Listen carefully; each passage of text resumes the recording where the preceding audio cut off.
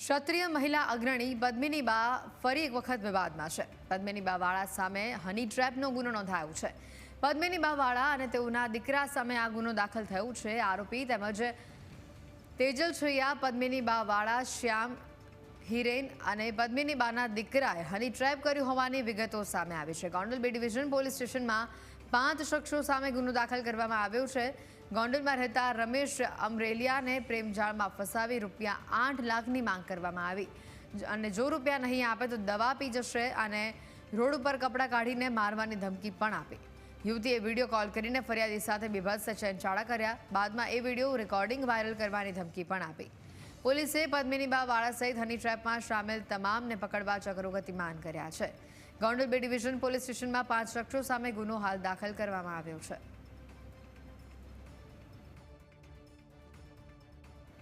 બધું દેખાડ્યું। મેં તો ભાઈ આ શું છે, તમે શું જોવો છો, મારે જોવડાવવું છે।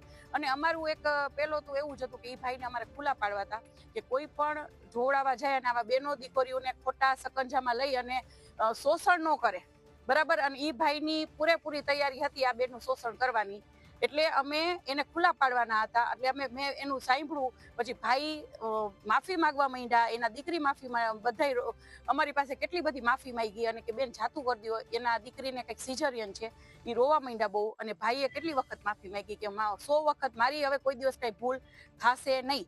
એટલે અમે એની ઉપર વિશ્વાસ કરી ગયા, છતાંય મને એક એવું થયું કે અમે અહીંયાથી નીકળશું એટલે અમારી ઉપર કાંઈ પણ એક્શન લેવાય ખોટી આ લોકો। એટલે અમે એમને એમ કીધું કે ભાઈ આપ ન્યૂઝમાં આપની માફી પત્ર એક અમને આપી દો, અમારે ક્યાંય વાયરલ પણ નથી કર્યું, પણ બીજી વાર આવું કોઈ બેન દીકરીઓ સાથે આપ કરતા નહીં।